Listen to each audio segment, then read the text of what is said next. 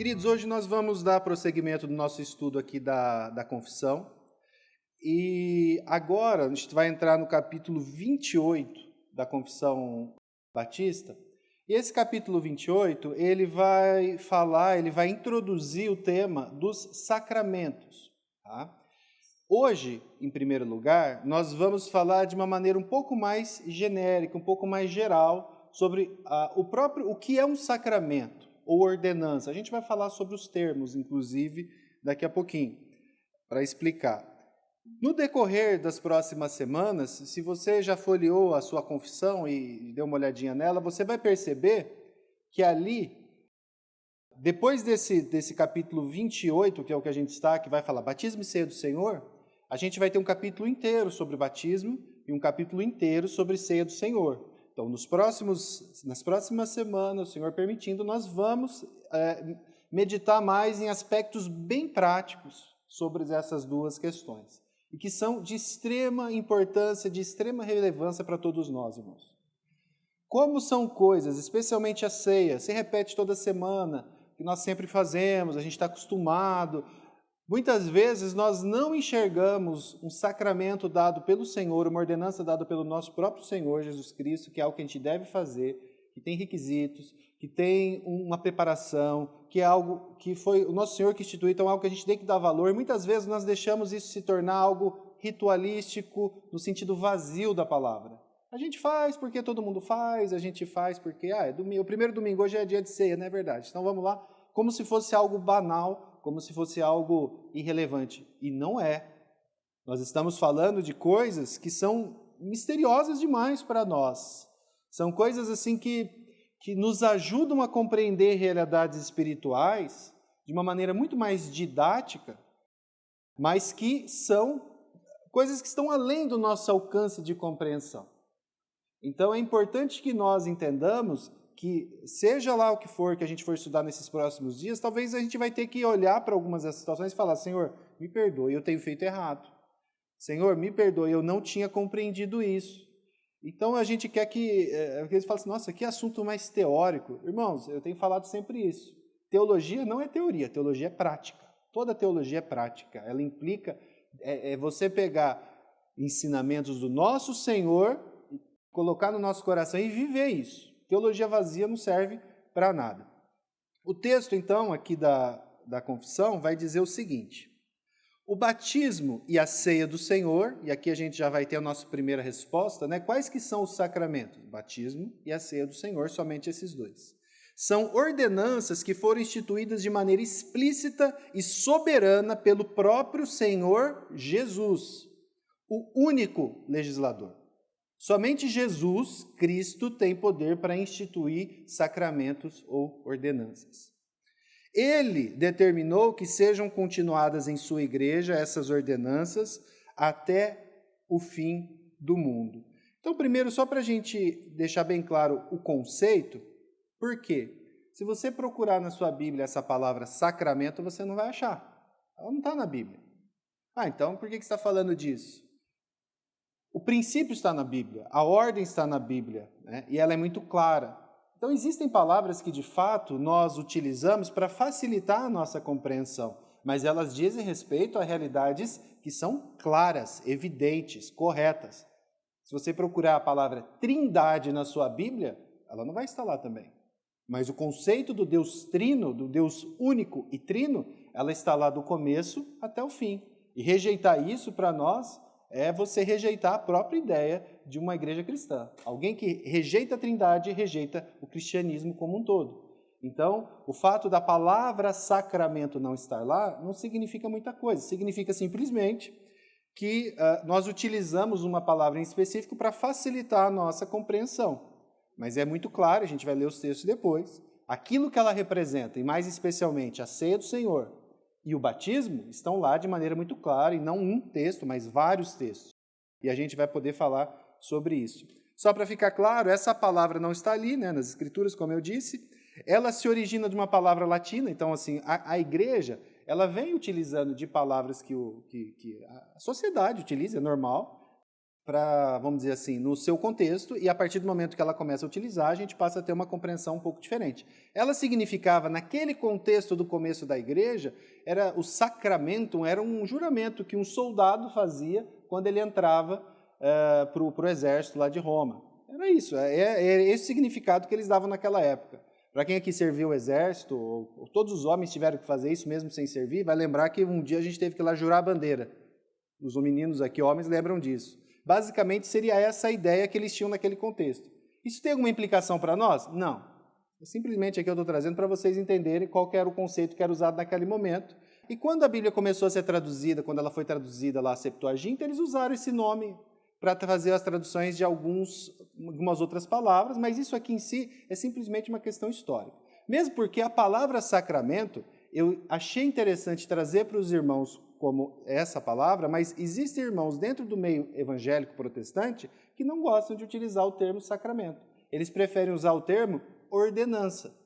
Tanto que a Confissão Batista vai usar ordenança. Entendeu? Por que as pessoas algumas preferem ordenança ao invés de sacramento? Para não confundir com o conceito católico de sacramento. Mas eu achei interessante a gente trazer os dois e colocar e ficar bem claro, porque como nós vivemos num país que é católico por tradição, muitas vezes, se eu trouxesse simplesmente ordenança e não explicasse isso, talvez os irmãos iam achar que eram coisas distintas. Não, e muitas vezes, em algumas situações, a gente tem distinções muito claras, mas é importante que a gente fixe e fale, olha, aqui estão as diferenças, e isso tem que ficar claro, então, para nós. Então, historicamente, aqui eu falo desde a igreja primitiva, vem sendo usada essa palavra para se referir a batismo e a ceia do Senhor de uma maneira geral. Quais são os sacramentos? O batismo e a ceia do Senhor. Só para título de curiosidade também, a Igreja Ortodoxa, que é a igreja grega, quando a Igreja Católica Romana se separou, no século XI, ela se separa e a Igreja Ortodoxa ela usa inclusive a palavra mistério. Para eles, a ceia e o batismo são mistérios. Os católicos e muitos protestantes usam sacramentos e um grupo protestante, inclusive os batistas em especial, usam o termo ordenança, mas aqui seriam todos como, de certa forma, sinônimos. Mas esse aqui é um dos conceitos mais básicos de sacramento. Praticamente todo mundo que você lê, de Calvino, passando pelos modernos, eles vão usar esse conceito que Agostinho Cunha, lá no século V, uma coisa muito antiga, que o sacramento, a ceia ou o batismo é o quê? Um sinal exterior e visível de uma graça interior e espiritual. Todo mundo vê quando nós estamos participando da ceia. Todo mundo pode ver quando eu estou participando do batismo. Ou seja, são sinais externos. Eu como um pedaço de pão, eu bebo uma taça de vinho, eu sou mergulhado nas águas do batismo. Isso é um sinal externo, mas ele só tem um significado real e verdadeiro caso haja uma realidade interna que ratifique isso. Então, se você tomar a ceia do Senhor de maneira sem crer no Evangelho, por exemplo, isso simplesmente foi uma pequena alimentação. Você comeu um pouquinho de pão, você tomou um pouquinho de vinho e mais nada. Isso não significa nada. É importante que isso fique claro, porque dentro de um conceito de misticismo grande que nós costumamos viver, muitas pessoas tendem a achar, de alguma forma, que, por exemplo, os elementos da ceia ou o próprio batismo têm um poder mágico. Então, assim, eu não sei se eu creio ou não no Evangelho, tenho dúvida, eu sei lá, mas eu estou aqui, está todo mundo tomando, eu estou me sentindo meio mal, vamos ver, quem sabe eu tomo esse pãozinho, como e, nossa, eu vou sair daqui revigorado. Não serve para isso. É uma realidade exterior, uma coisa que você vê, que você tateia, que você come, que você bebe, que você sente, mas que só tem valor efetivo e real caso isso ratifique, ou seja, confirme uma realidade interior, senão. E muitas vezes nós estamos no automático, ou estamos no misticismo ainda, e a gente fica fazendo, achando que eu estou na dúvida aqui, eu preciso de uma bênção, eu vou lá tomar, quem sabe. Infelizmente, irmãos, isso é muito mais comum do que a gente pensa. Então a gente tem que cuidar com isso, por isso que é importante trazer. Aqui um conceito que o irmão Packer traz, um conceito um pouquinho longo, mas ele traz muitas realidades aqui que é para a gente pensar. O que seria um sacramento no conceito dele aqui? O de Agostinho é o tradicional, é o clássico. Se você ficar com isso daqui, para mim, eu já me sinto satisfeito.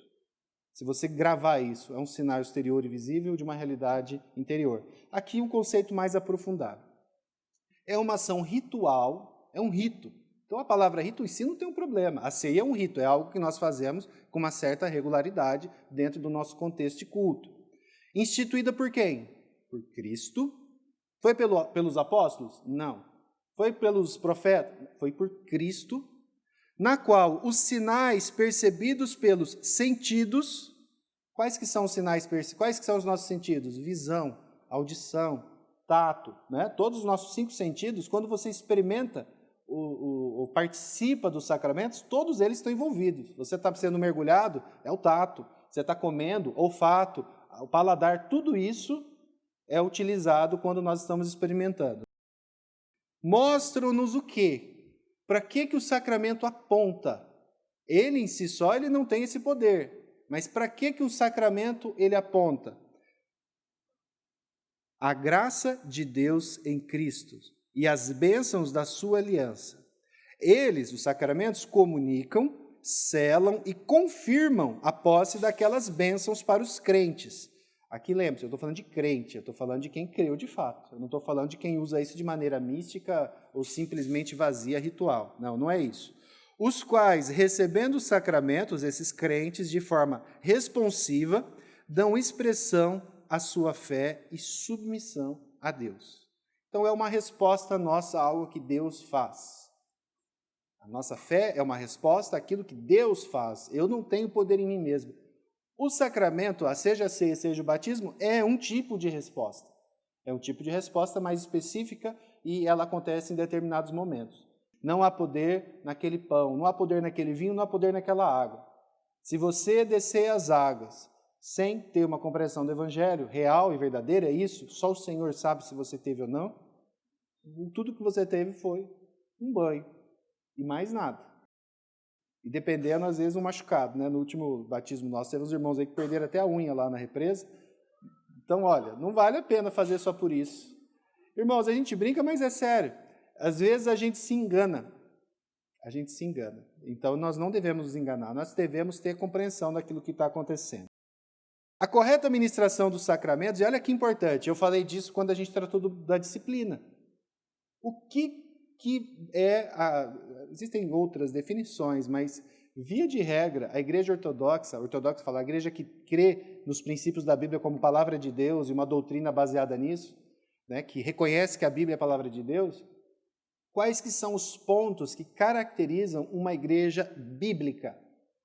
A pregação fiel das Escrituras, a disciplina bíblica, foi o que eu falei, e a correta administração dos sacramentos. É tão sério isso que se você for pegar confissões de fés antigas, irmãos do passado, irmãos do presente, todos eles são praticamente unânimes. Se você tiver uma igreja que não faz, que não tem a celebração dos sacramentos, você não tem uma igreja. Você pode ter um ajuntamento de pessoas falando da Bíblia. Isso é válido? É válido. A gente pode se juntar a um grupo de irmãos e falar da palavra, e sair para pregar o evangelho. Não há problema. A gente pode fazer isso, deve fazer isso em muitos aspectos. Mas uma igreja ela tem que ter essas 3 coisas. Então, batismo e celebração da ceia do Senhor são características de uma igreja verdadeiramente bíblica. A gente já falou, mas a gente vai aprofundar um pouquinho mais aqui. Quais são os sacramentos? Eu vou reler. O batismo e a ceia do Senhor são essas ordenanças ou sacramentos. Entenda, sacramento e ordenança aqui, sinônimos mesmo.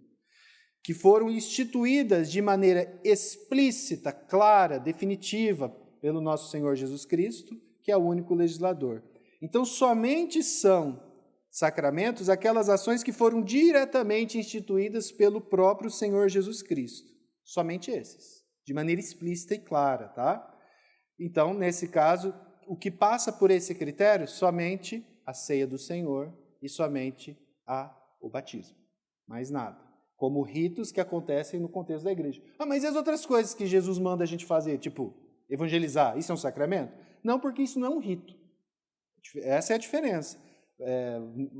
Um rito é algo que é algo que a gente faz, existe um momento, existe uma regularidade, existe um padrão, e isso é sempre feito daquela forma, do jeito que ele institui. Batismo e ceia têm essas características. O discipulado, a evangelização também são ordenanças do nosso Senhor, mas elas não são um rito, elas são ordens que a gente tem que obedecer e cumprir por amor a Ele. E aqui nós vamos ver então os textos. Eu só vou ler um de cada, né? Mas se você olhar, todos os evangelhos vão ter mais referências a eles. Os textos que Jesus está instituindo. O primeiro que eu vou pedir para vocês abrir é Mateus capítulo 28.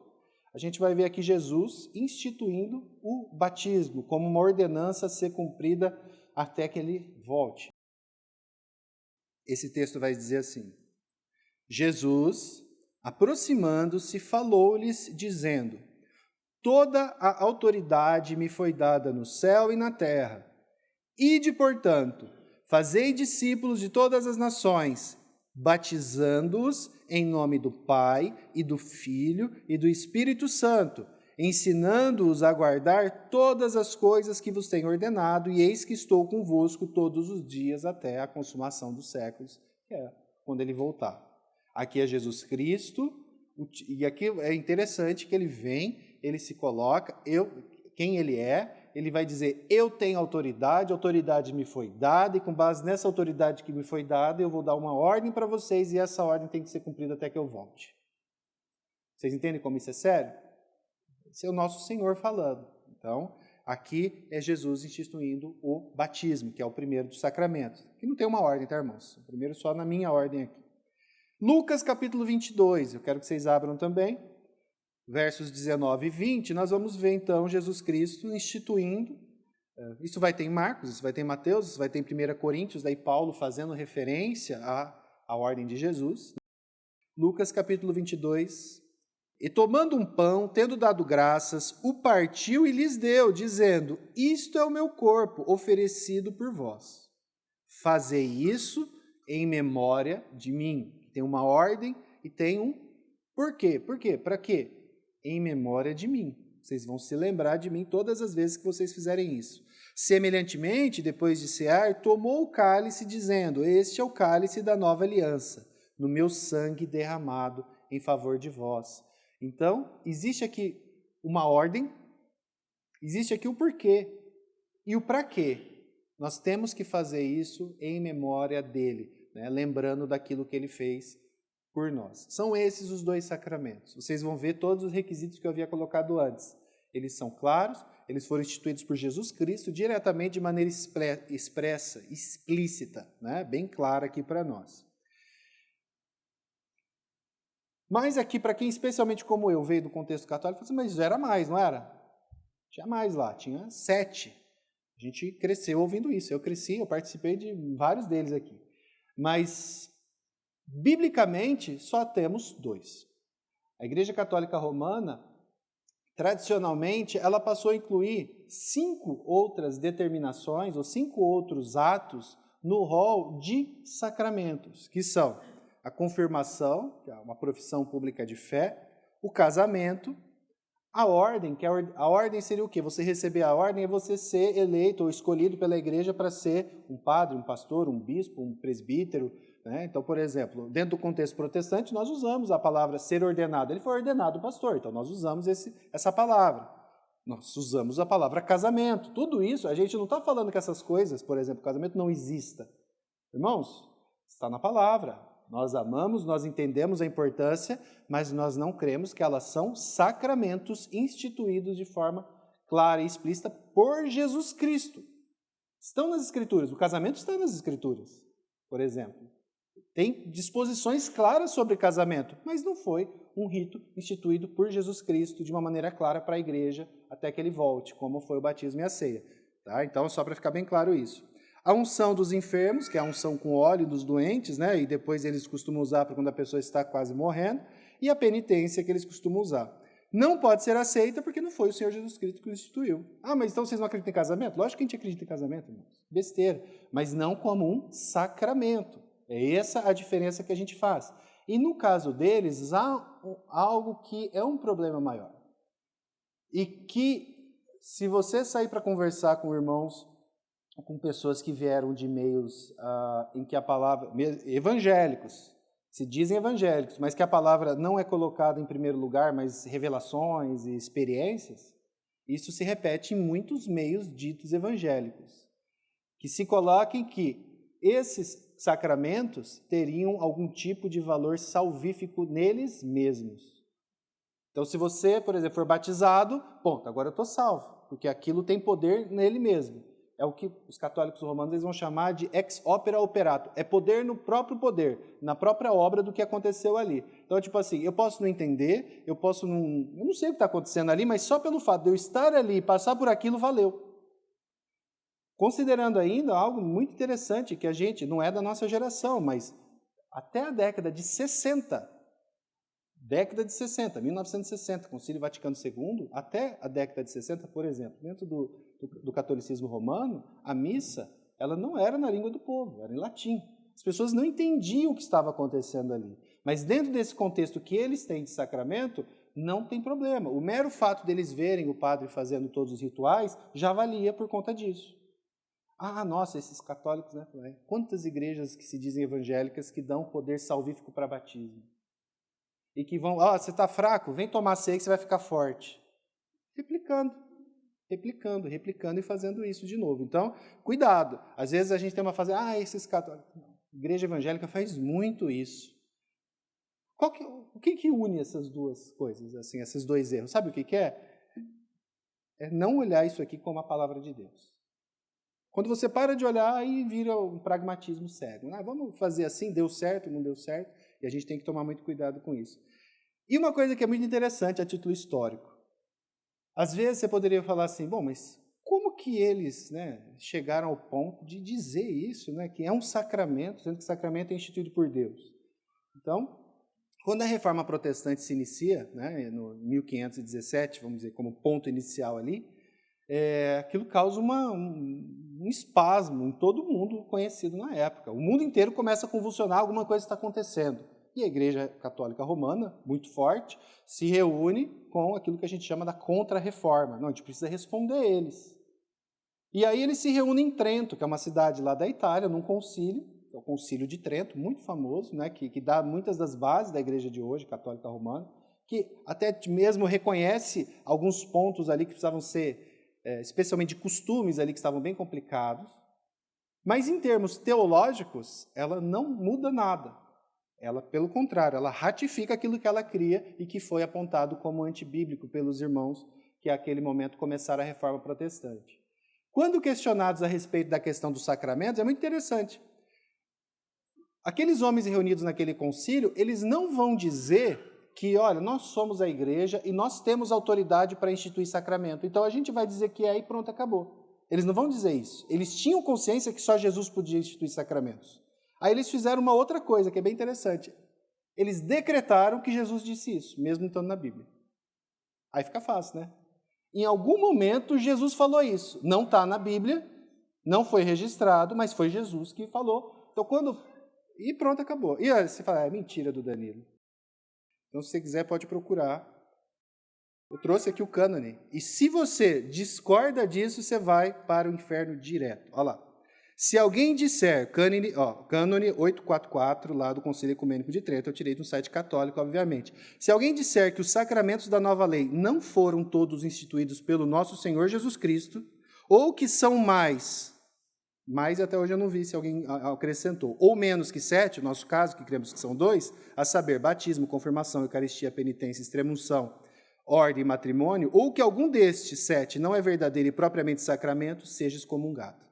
Isso aqui é uma excomunhão direta. Então, tipo assim, todos nós aqui, que creem, como eu disse, já lá se achava... Tem vários irmãos como eu que já foram batizados, crismados, lá tudo, então já foi tudo excomungado mesmo. Então, assim, é até interessante, eu achei interessante isso, que eles não rejeitam o fato de que um sacramento deveria sim ter sido instituído claramente, explicitamente por Jesus. Eles criam nisso. Mas, como eles não tinham isso na Bíblia, exposto nos evangelhos, falam, não, mas foi Jesus que falou, a gente só não sabe quando, mas ele falou. E por isso que a gente tem que fazer. Eles decretaram isso, tá bom? Mais uma vez, nossa, como o católico faz coisa errada, né?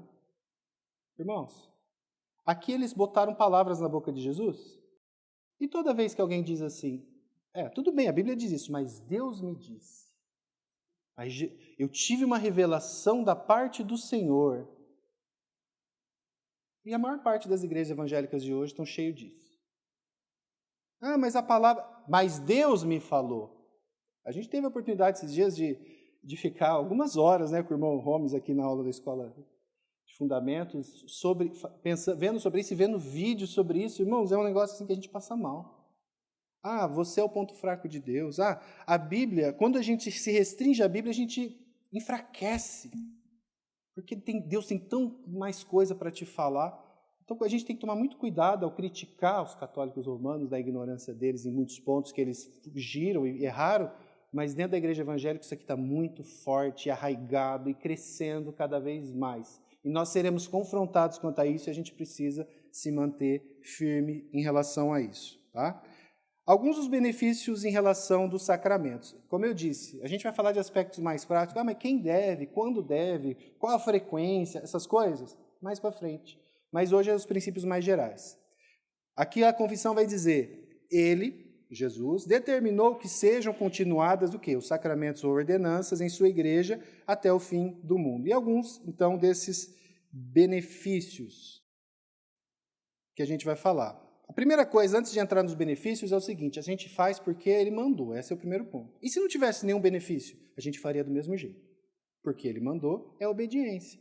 Então, primeira coisa é isso. Eu não consigo enxergar a vantagem. Ele mandou? Mandou, então obedeça. Quem aqui já foi filho, todo mundo aqui já foi filho, se o seu pai pedisse para você fazer alguma coisa, você não ia chegar para ele assim, quais os benefícios disso? Não. Porque eu mandei, você vai e faz, senão você vai ser disciplinado. É muito claro isso para a gente, mas a gente tenta fazer esse tipo de negociata com Deus e acha que vai conseguir discutir com ele, né? O primeiro princípio é esse, a obediência. Mas a gente tem benefícios também, graças ao Senhor. E aqui eu não vou falar de todos, vou falar de alguns. O primeiro deles é que quando nós participamos do sacramento, nós nos comprometemos porque nós fazemos uma pública profissão de fé.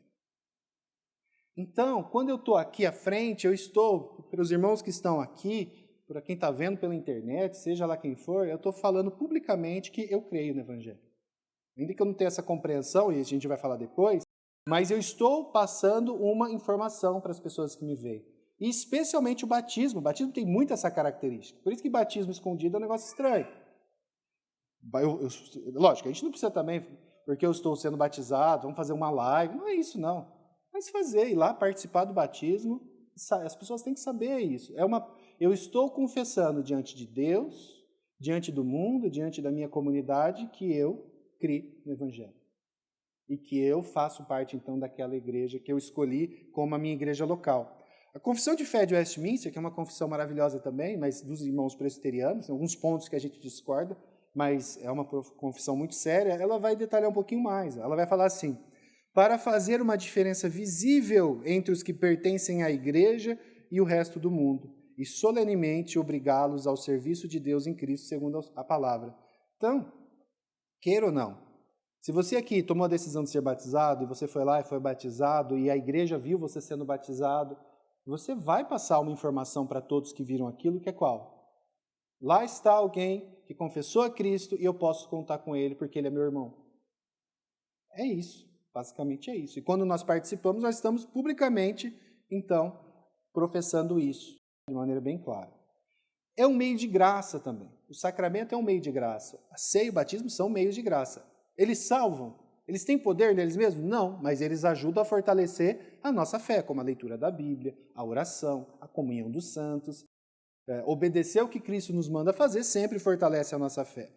Porque quando isso acontece, a gente experimenta de maneira física, todos os nossos sentidos, os sinais dados pelo nosso Senhor, que nos lembram tanto da nossa morte e ressurreição juntamente com Cristo ali na cruz, quanto também a nossa lavagem dos nossos pecados, e o batismo ele vai prefigurar de alguma forma isso, quanto a remissão dos pecados pela morte substitutiva de Cristo, quando a gente participa da ceia.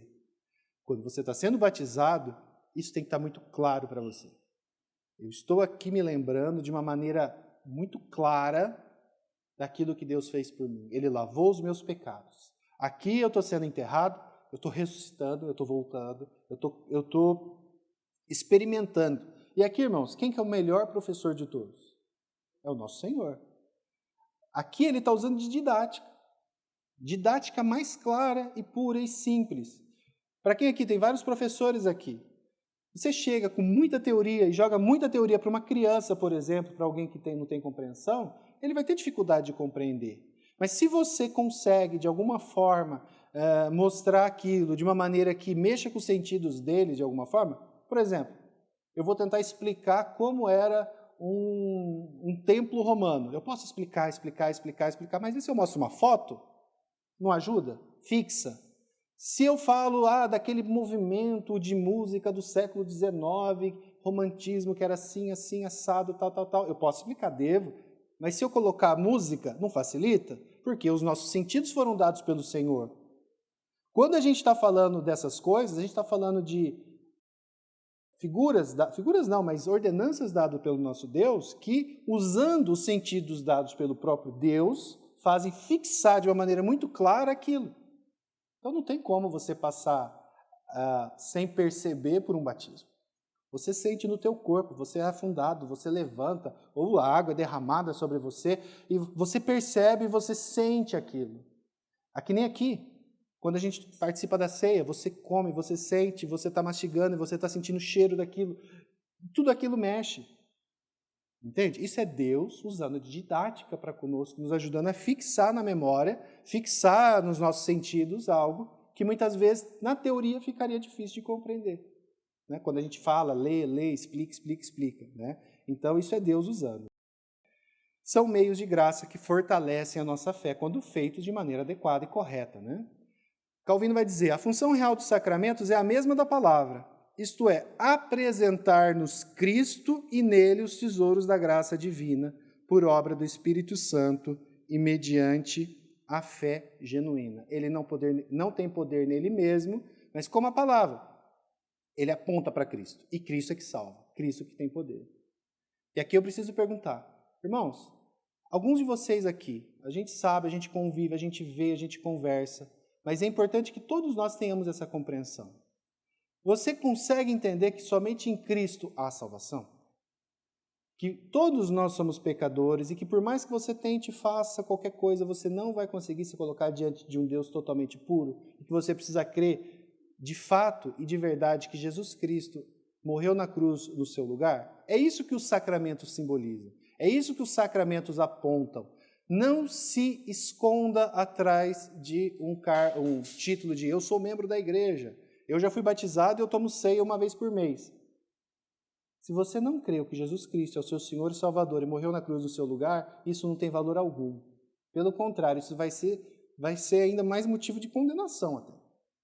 Então é uma pergunta que eu faço pessoalmente a cada um de vocês. Você já creu que a sua salvação se deu porque Jesus Cristo morreu na cruz no seu lugar? Se você crê nisso, glória a Deus. Se você não crê, clame ao Senhor. Se coloque diante dele, porque é Ele quem faz. É Ele quem faz.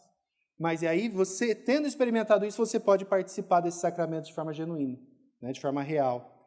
Sempre quando nós participamos dos sacramentos, aqui é o outro benefício, eles são selos. Muitos irmãos usam esse termo, selos, que testificam algo.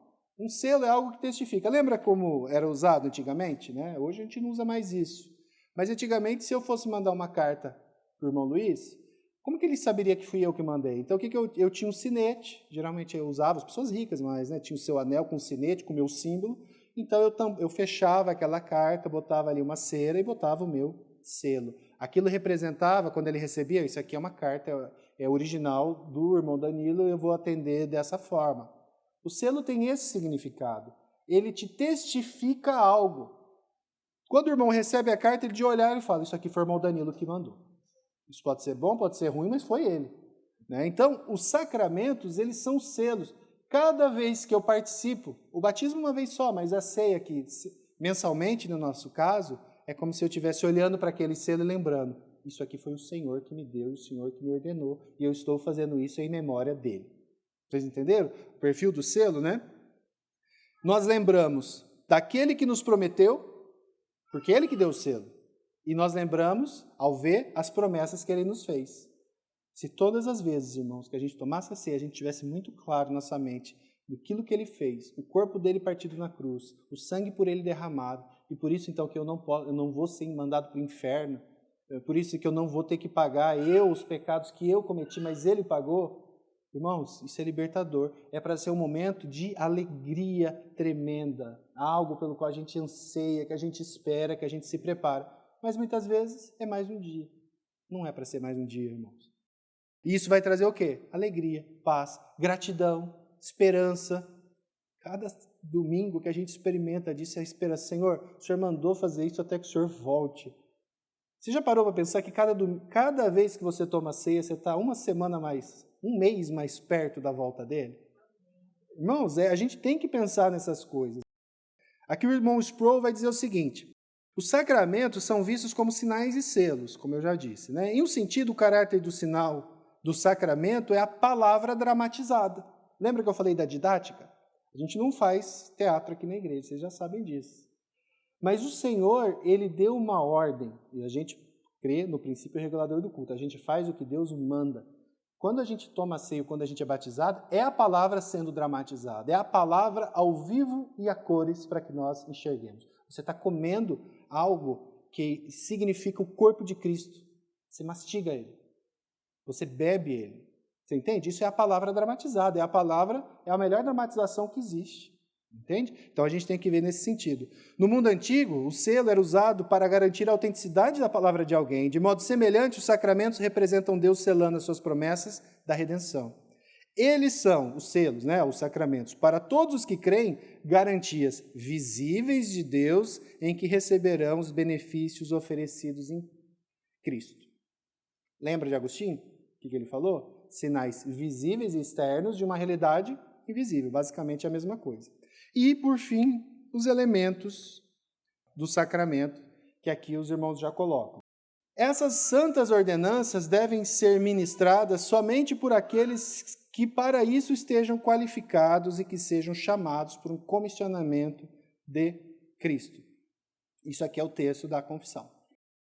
Os sacramentos, então, eles vão ser sempre ministrados por homens que foram legitimamente ordenados por isso pela igreja. Mas você falou que a ordenação lá não era sacramento. E não é mesmo. Mas não quer dizer que não haja, que a gente não ordene presbíteros e pastores.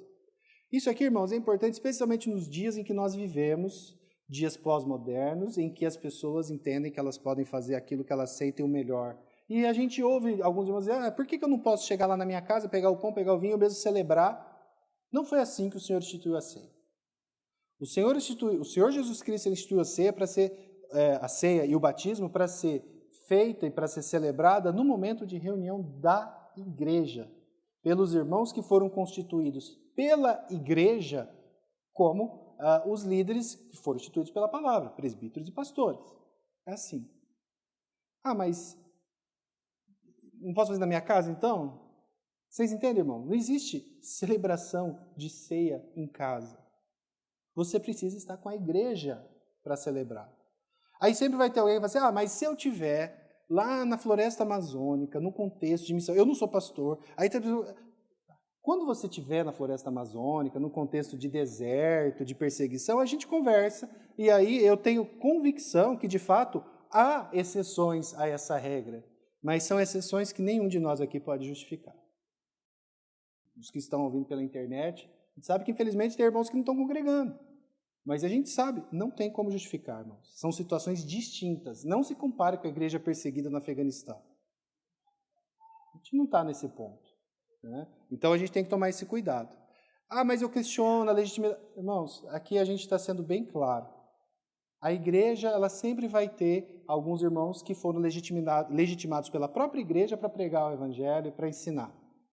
Aqui não é ter uma carteirinha de pastor, não é ter um diploma necessariamente, é a igreja que reconhece aqueles irmãos. E aí os requisitos podem ser diferentes no grupo que reúne aqui, no grupo que reúne em outro lugar, mas tem que ser essas pessoas, em princípio, que vão celebrar esses sacramentos. Depende totalmente da obra do Espírito e da palavra. Os elementos da ceia, a água, os elementos da ceia, vinho, pão, e a água do batismo não são mágicos. Também aquele que celebra esses atos não possui poder nenhum especial. Então, eu celebro aqui, não tem poder, Danilo não tem poder. Aquele pão não tem nada de mágico, é pão. Nem sei, pegar um dos diáconos aí, qual marca que é o pão? O pessoal acha que é um pão especial, é o pão Puma, é aquele pão de forma normal, irmãos. Não é mágico em si. Quando nós estamos participando, nós levamos à mente tudo aquilo que ele representa, mas ele não tem um poder específico nele mesmo. Aqui, de novo, a Confissão de Westminster ela vai ser mais específica um pouco. A graça significada nos sacramentos ou por meio deles, quando devidamente usadas, não é conferida por qualquer poder nele existente, nem a eficácia deles depende da piedade ou intenção de quem os administra. Talvez você aqui já tenha passado por isso. Olha, eu fui batizado lá na igreja tal, e eu cria do evangelho, e era uma igreja bíblica, e aquele ato foi o meu batismo, e foi significante para mim. Mas aquele pastor que me batizou, ele apostatou da fé, foi embora, não é mais crente. Isso pode ter acontecido com alguns de vocês. Esses irmãos escreveram isso porque isso aconteceu na igreja primitiva. Na igreja do primeiro século, segundo século, era muito comum, no meio das perseguições, presbíteros, por exemplo, que abandonavam. E aí as pessoas ficavam, puxa, mas quem me batizou foi aquele presbítero que apostatou. E agora? O significado do sacramento não está naquele que opera. É lógico, no momento que ele vai ser operado, a gente tem que ver se aquela pessoa, naquele instante, tem. Se aí depois você descobriu que o cara não tinha fé, que o cara era um... Aí é problema dele, ele vai ter que se ver com Deus. Mas o Senhor está no controle disso. Então, não depende de mim. Porque às vezes o pessoal fala assim, eu quero ser batizado, mas só se for pelo Marco, ou só se for pelo Flávio. Não, né? Por qualquer um dos irmãos. Mas da obra, do Espírito e da palavra da instituição, a qual, juntamente com o preceito que autoriza o uso deles, contém uma promessa de benefício aos que dignamente recebem. Qual que é a base, então, daquele ato?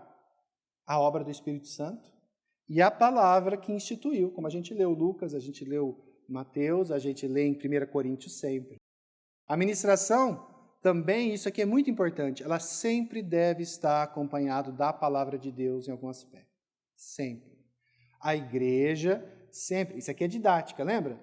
Palavra dramatizada. Mas se eu faço a dramatização sem explicar o porquê, sem dar a base bíblica, muitas pessoas não vão compreender. Então é importante que a ministração dos sacramentos sejam sempre acompanhadas da pregação para que o povo esteja o que está acontecendo. Não necessariamente, irmãos, um culto que vai ser pregado, um texto, não, mas um mínimo de explicação sobre aquilo. Quando a gente vai participar dos batismos aqui na comunidade, por exemplo, a gente tem uma celebração ali, mas não é uma pregação tal qual nós fazemos aqui necessariamente, mas pelo menos para que as pessoas entendam o que está acontecendo, o que é o batismo. Quando a gente vai falar da ceia, às vezes, semana passada, a gente participou da ceia, e a gente estava falando de um texto diferente, um tema, mas no momento da celebração da ceia, nós vamos ler o texto, nós vamos lembrar para que toda a igreja seja instruída. Aqui eu peguei Calvino e ia lembrando de novo. Você se lembra que do contexto em que a reforma acontece, e esse contexto permanece assim até o século XX, meados do século XX, as pessoas não sabiam o que estava acontecendo.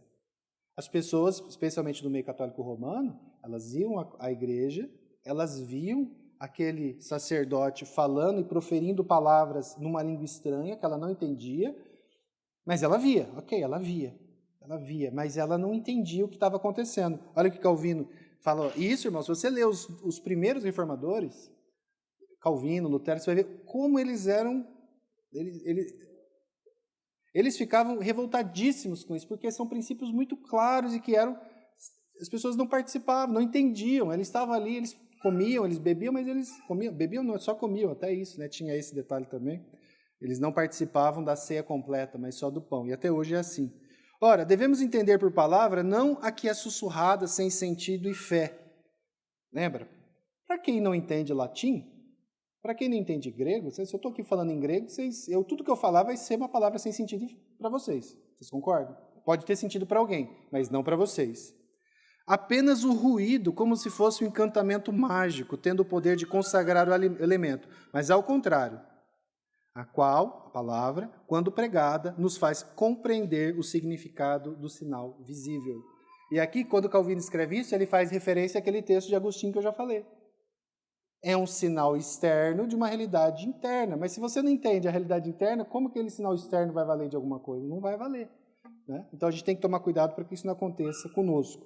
e deve sempre ser acompanhado de fé genuína, como eu falei no começo, eu termino falando aqui. Para os reformadores, a questão não era a validade, sim a eficácia dos sacramentos, que estava ligada inseparavelmente à presença da fé genuína. Sem fé, ele não serve de nada, ele não tem poder nele mesmo, o sacramento não tem poder nele mesmo, e nem aquele que foi o celebrante, não tem. Só para a gente concluir, irmãos, concluindo, né, de fato, encerrando, né, a gente tem que tomar cuidado para quê? Eu já falei, repito, nós não podemos participar da ceia ou do batismo de uma maneira automática. A gente tem que ter entendimento, a gente tem que orar por isso. Os irmãos do passado, eles tinham cuidado, se você vai ver, especialmente os puritanos, eles tinham isso muito forte, né? Eles tinham uma visão diferente do dia do Senhor que a gente tem, mas nesse ponto eu acho que é muito importante a gente olhar o que eles disseram. O domingo, que eles iam tomar ceia do Senhor, irmãos, eles se preparavam a semana inteira, lembrando a família, orando. Amanhã vai ser um dia de festa. Pensa, se você for ter um casamento seu semana que vem, você não vai ficar se preparando a semana inteira? Aqui a gente vai celebrar algo maravilhoso. Por que a gente não se prepara? Falar em casa, explicar para os nossos filhos, ainda que eles não participem. Os nossos filhos, se eles não tiverem a compreensão clara, evidente daquilo que está acontecendo, mas meu filho ele disse que crê no Evangelho. Ok, eu não estou duvidando disso, mas se é uma criança, espere mais um pouco. Explique, filho, espere para que você possa ter uma compreensão plena. Lembra, isso não tem elemento salvífico nisso. Não tem. Isso é uma questão que é para a própria criança, por exemplo, a gente vai falar mais disso depois, ou para aquela pessoa que ainda está começando a conhecer os rudimentos da fé, mas ainda não tem uma convicção, possa, quando for experimentar, fazer isso de uma maneira muito clara, desejosa, muito... Eu sei o que eu estou fazendo e eu dou graças por isso. Não faça isso de forma automática. Se prepare para isso. Medite no significado da ceia. Medite no significado do batismo. Né? Não ache que isso tem... Irmãos, é um risco, não só para os sacramentos, mas é um risco que nós sempre corremos. Enxergar isso aqui, a reunião da igreja, a comunhão dos santos, tomar uma ceia, cantar uma música como algo ritual automático. Todos nós corremos esse risco. O crente mais maravilhoso corre esse risco de um dia ou outro. Aqui a cabeça está lá. Quando isso acontecer, o que você faz? Não sou crente, vou embora. Não. Quando isso acontecer, você confessa diante de Deus o seu pecado. Senhor, minha cabeça não está aqui, eu não estou bem, trata meu coração. Eu sei que eu devo estar aqui, por obediência eu estou. Eu sei que eu devo participar, por obediência eu participarei. Eu sei que eu devo confessar talvez antes um pecado e por obediência eu confessarei. Mas, Senhor, coloca desejo de fato no meu coração para que eu sinta prazer em estar aqui e entender o que está acontecendo aqui. Isso é algo que a gente deve fazer, tá bom, irmãos? E nas próximas semanas, se o Senhor permitindo, a gente vai, então, entrar em aspectos mais práticos, tanto do batismo quanto da ceia.